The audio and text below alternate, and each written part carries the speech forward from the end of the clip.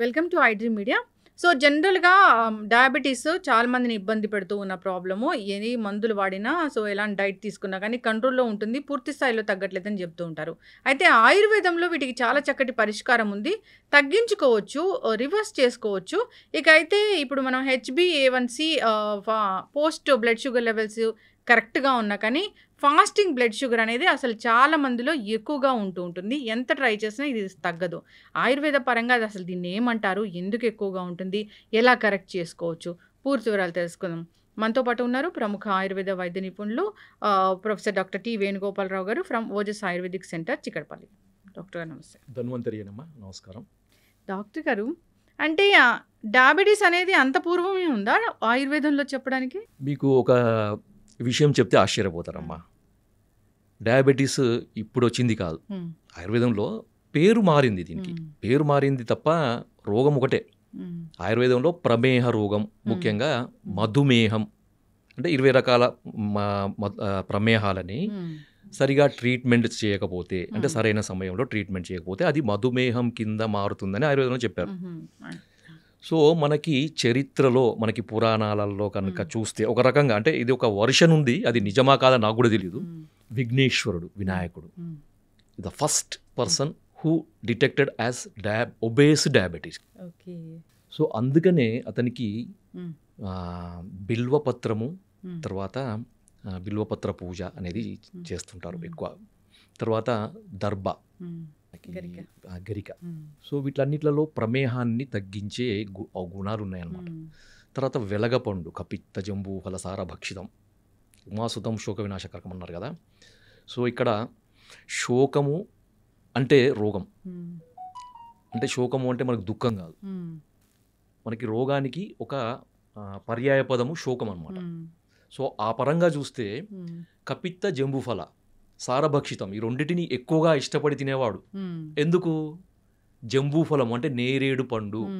రీసెంట్గా కూడా, అంటే మనకి దాదాపు ఒక 20 సంవత్సరాల నుండి కూడా సైంటిఫిక్గా మనకి నేరేడు పండు అనేది షుగర్ని తగ్గిస్తుందని చాలామందికి తెలుసు. తర్వాత కపిత్త, వెలగపండు గుజ్జు, తర్వాత వెలగపండు ఆకు రసంలో కూడా షుగర్ని తగ్గించే ఔషధ గుణాలు ఉన్నాయని రీసెంట్ రీసెర్చ్లు చాలా చెప్పినాయి. కానీ వాడుకలో తక్కువగా ఉంది. వాడుకలో ఎక్కువగా ఉన్నది ఏంటిది? జంబూఫలం, అంటే నేరేడు గింజల చూర్ణం అన్నమాట. ముఖ్యంగా ఇది డయాబెటీస్లో షుగర్ లెవెల్స్ ఎక్కువగా ఉండడంతో పాటు అతిమూత్రము అంటారు కదా. సో ఫ్రీక్వెంట్ యూరినేషన్ ఉండి షుగర్ లెవెల్స్ ఎక్కువగా ఉండే వాళ్ళలో నేరేడు గింజల యొక్క పొడి ప్రతిరోజు ఉదయం 1 టీ స్పూన్, మధ్యాహ్నం 1 టీ స్పూన్, రాత్రి 1 టీ స్పూన్, తినేకంటే ఒక అర్ధగంట ముందు కనుక తీసుకుంటే అతిమూత్రం చాలా అద్భుతంగా తగ్గుతుంది. ఇది నేను చెప్పింది కాదు, ఇది అనుభవపూర్వకంగా మన పూర్వీకులు చెప్పింది, ప్లస్ మన గ్రంథాల్లో నిక్షిప్తం చేయబడింది. సో అంత అద్భుతమైనది. ఇంకొకటి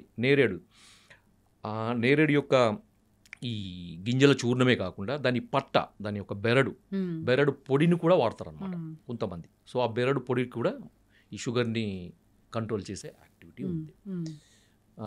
అందుకని ఏంటంటే మనకి చరిత్రలో, మనకి పురాణాలలో ఒబేస్ డయాబెటిక్ మన విఘ్నేశ్వరుడు అనమాట.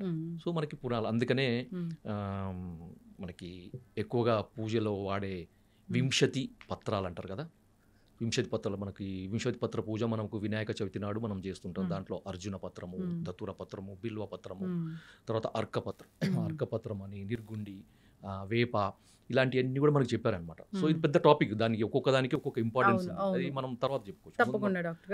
మనం ఎక్కువగా ఇప్పుడు చూడాల్సింది ఏంటంటే, మీరు అడిగారు కదా, ఫాస్టింగ్ బ్లడ్ షుగర్ లెవెల్స్ ఎక్కువ ఉన్న వాళ్ళలో ఏం చేయాలి మరి కదా. సో అలోపతి పరంగా చూస్తే దీనికి రకరకాల కారణాలు వాళ్ళు చెప్తారు. ఎందుకంటే రాత్రిపూట ఎక్కువగా కార్బోహైడ్రేట్స్ ఎక్కువగా ఉండే ఆహార పదార్థాలు తీసుకోవడము, లేదంటే డాన్ ఫినామినా, తర్వాత సోమ్గాయ్ ఫినామినా అని 2 రకాలు చెప్పారు. అది డీటెయిల్గా నేను పోను వాటికి.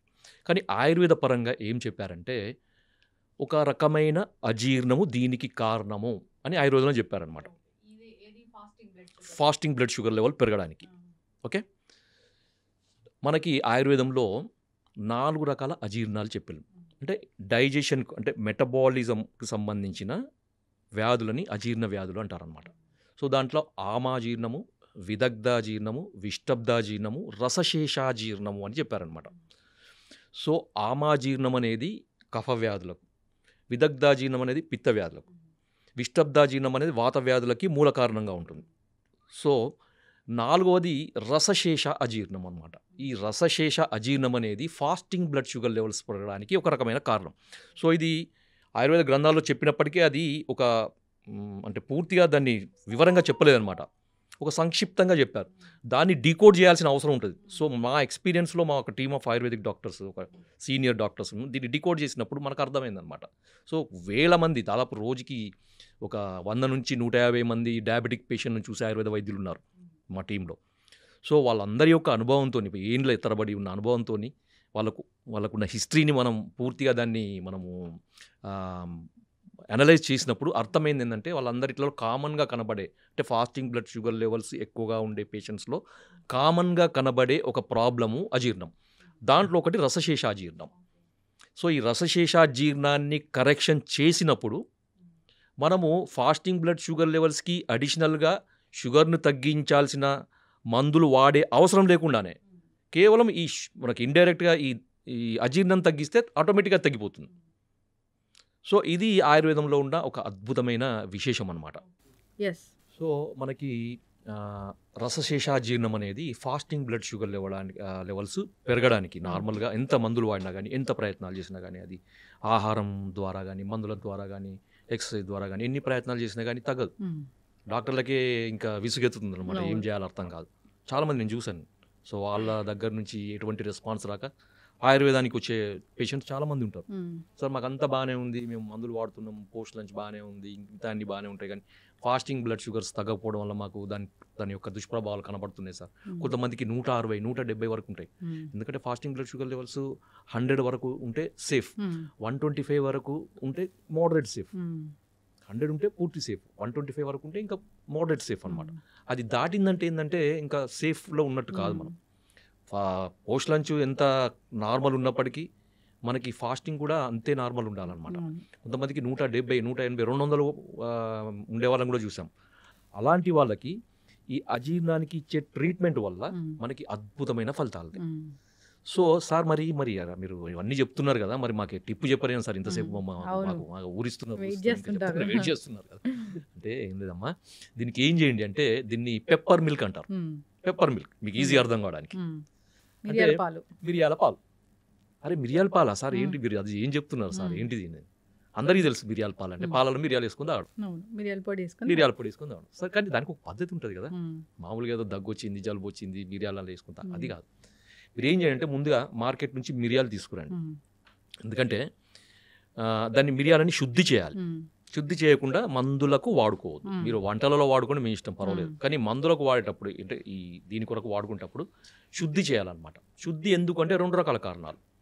ఒకటేమో దాంట్లో అడల్ట్రేషన్స్, మిరియాలలో మనకి ఈ పుప్పొడి గింజలు కూడా కలుపుతారు అనమాట. సో వాటిని తీసేయడానికి.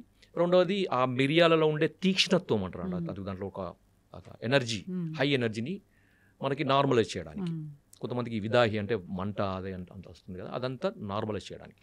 దీనికి ఏం చేయాలంటే మార్కెట్ నుంచి తీసుకొచ్చిన మిరియాలను మంచిగా చెరిగి దాంట్లో పొట్టు అదంతా తీసేసి పల్లుచట్టి మజ్జిగ, 1 లీటర్ మజ్జిగ తీసుకొని దాంట్లో ఒక 1/2 కేజీ, మనం మార్కెట్ తీసుకుంటాం 1/2 కేజీ అంతా, 1 లీటర్ మజ్జిగలో ఈ 1/2 కేజీ మిరియాలను వేసి రాత్రంతా ఉంచాలి. ఉదయం లేచేసరికి ఏమవుతుందంటే మనకి ఆ చచ్చులు కానీ, తర్వాత నాపాలు కానీ, అవన్నీ కూడా మనకి పైకి తేలుతాయి అన్నమాట. సో మంచి పుష్టికరమైనవి, తర్వాత ఔషధ గుణాలు అన్నీ కూడా కిందికి బాటంలో సెటిల్ అవుతాయి. మీరు వాటన్నిటిని మొత్తం పైనుంచి తీసేసి ఆ మజ్జిగను కూడా తీసేసి ఆ కింద ఉన్న మిరియాలను మంచిగా తీసి వాటిని వేడి నీళ్ళలో కడగండి.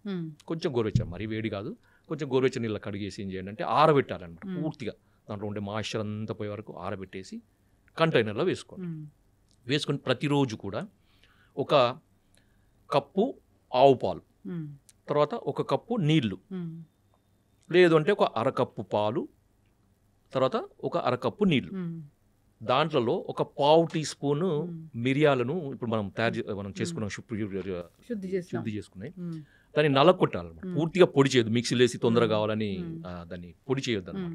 జస్ట్ దంచేయాలి, అంటే బురుయిజ్ అంటారు కదా, దంచేసి ఆ పాలలో వేసి మనం ఎంతైతే నీళ్లు పోసినాం అంటే అది 1/2 కప్పు కానీ 1 కప్పు కానీ పూర్తిగా ఎగిరిపోయే వరకు, పాలు మాత్రమే మిగిలే వరకు ఓకే దాన్ని మరిగిచ్చేసి వడపోసుకొని గోరువెచ్చగా ఉండేటప్పుడు, లేదంటే మనం తాగగలిగేంత వేడి ఉన్నప్పుడు తాగండి. ఇది ఎప్పుడు చేయాలంటే ప్రతిరోజు ఉదయం ఎంప్టీ స్టమక్లో చేయాలి. సో కొంతమందిని నేను చూసాను, అంటే నాకు ఫీడ్బ్యాక్స్ వచ్చినాయి, నాకు తర్వాత రిపోర్ట్స్ కూడా చూపిస్తాను. సో 3 రోజులలోనే, అంటే కొంతమంది సంవత్సరాల తరబడి ప్రయత్నాలు చేసిన తగ్గని ఫాస్టింగ్ బ్లడ్ షుగర్ 3 డేస్లోనే తగ్గిపోయిందని నాకు ఫోన్లో వచ్చినాయి, రిపోర్ట్స్ కూడా పంపించాను. నేనే ఆశ్చర్యపోయాను. సో ఇంత అది ఉంటుందా అని. కొంతమందికి వారం రోజులు, కొంతమంది 10 రోజులు. అంటే ఈ అలోపతి మెడిసిన్స్ కంటే ఫాస్ట్గా కూడా మనకి ఫాస్టింగ్ బ్లడ్ షుగర్ లెవెల్స్ తగ్గుతాయి. అంటే ఇంకొకటి ఏంటంటే అందరు అడుగుతారు, సార్ మరి ఇది తీసుకున్నప్పుడు అలోపతి మెడిసిన్ బంద్ చేయాలా? లేదు, అది వాడుకుంటూ అది వాడినా కానీ తగ్గని పరిస్థితులు ఉన్నప్పుడు మాత్రమే ఇది అడిషనల్గా వాడండి, కానీ పూర్తిగా అది మానేసి వాడకూడదు. బాగా చెప్పారు డాక్టర్ గారు. చాలా మంది అయితే అవి మానేయండి వాడండి అంటారు, అవి మానేయండి అలోపతి మందులు మానేయండి అనగానే సో కాంప్లికేషన్స్ వచ్చి ఇబ్బంది పడిన సందర్భాలు మనం చాలా ఉంటాయి. అది అంటే ఒక డేంజర్ పరిస్థితి. ఎందుకంటే మనకి ఇప్పుడు చూడండి, సింపుల్, ఇప్పుడు ఒక మనకి స్టేటస్, మనకి బాడీలో ఒక సమతుల్యత అనేది మందుల వల్ల ఇట్లా మెయింటైన్ అయింది. ఒక 3 పిల్లర్స్ ఉన్నాయి అనుకోండి, 3 మెడిసిన్స్ మీద సపోర్ట్ మీద ఉంది మనది. సో ఆ 3 మెడిసిన్స్ ఒకటిసారి తీస్తే ఏమవుతుంది? ఒకటిసారి కొలాప్స్ అవుతుంది. దానికి ఏంటంటే మనకి ఒక మెడిసిన్ తీసేయండి, మనకు ఆయుర్వేదిక్ మెడిసిన్ సపోర్ట్ ఇవ్వండి స్లోగా. ఆయుర్వేదిక్ మెడిసిన్ సపోర్ట్ స్ట్రాంగ్ అయ్యే వరకు అలోపతి మెడిసిన్ ఉంచండి, తర్వాత దాన్ని తీసేయండి. సో దాని తర్వాత ఇంకొక మెడిసిన్ వైద్యులు చెప్తా ఉంటారు అట్లా. సో ఇలాంటి మెడిసిన్ వాడుకోవచ్చు, దీనివల్ల ఎటువంటి నష్టం ఉండదు. ఎందుకంటే ఇది పనిచేసే విధానం, అది పనిచేసే విధానం రెండు కూడా డిఫరెంట్ గానే ఉంటాయి. కాబట్టి దీనికి దానికి ఎటువంటి కాంట్రాస్ట్ ఉండదు, ఇబ్బందులు ఉండవు, ఖచ్చితంగా వాడుకోవచ్చు, ఏం ప్రాబ్లం ఉండదు. చాలా చక్కగా చెప్పారు డాక్టర్ గారు.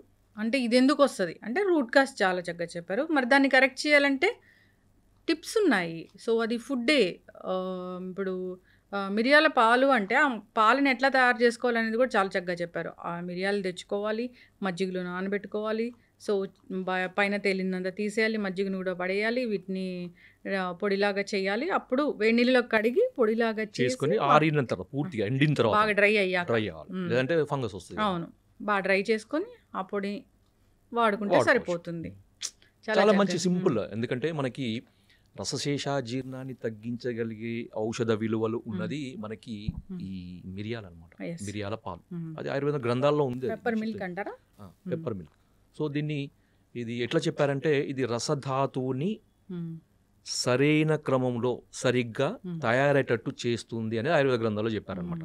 అంటే రసధాతువు అజీర్ణము అంటే మెటబాలిజం, రసధాతు యొక్క మెటబాలిజం సరిగా కానప్పుడే అది ఫాస్టింగ్ బ్లడ్ షుగర్ పెరగడానికి కారణమవుతుంది. ఇది చాలా సైంటిఫిక్గా చాలా ఎక్స్ప్లెయిన్ చేయొచ్చు.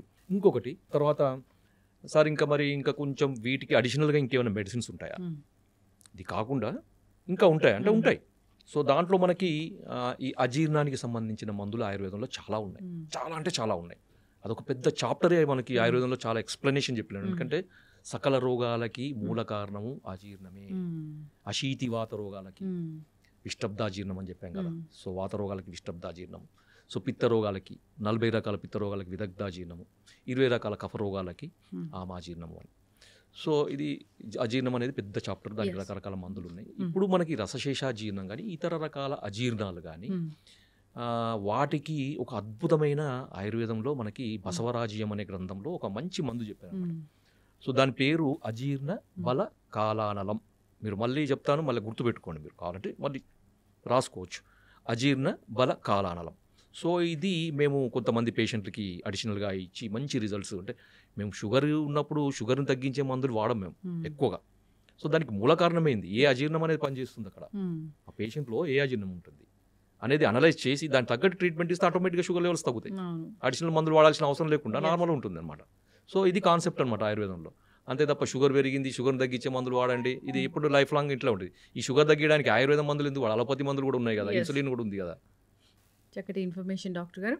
ఇబ్బంది పడుతున్న వాళ్ళు కాంటాక్ట్ చేయాలని కోరుకున్నామండి. సో అంతేకాదు దీన్ని వాడుకోవచ్చు, చాలా వెరీ సింపుల్. ఇది ఈ పెప్పర్ మిల్క్ తయారు చేసి తీసుకోవడం కూడా ప్రతిరోజు తీసుకున్నారు. డయాబెటీస్ ఉందా లేదా, ఫాస్టింగ్ బ్లడ్ షుగర్ పెరిగిందా అది కాదు, ఎట్లయినా మామూలుగా కూడా తీసుకోవచ్చు. మామూలుగా నాన్ డయాబెటిక్ వాళ్ళు కూడా తీసుకోవచ్చు, దీంట్లో ప్రాబ్లమ్ లేదు. షుగర్ ఉన్న వాళ్ళే తీసుకోవాలని ఏం లేదు. అవును, ఇది జీర్ణానికి సంబంధించిన ఇష్యూని క్లియర్ చేస్తుంది కాబట్టి చక్కటి ఇన్ఫర్మేషన్ అండి. ధన్యవాదాలు డాక్టర్. ధన్యవాదాలు. జై ధన్వంతరి.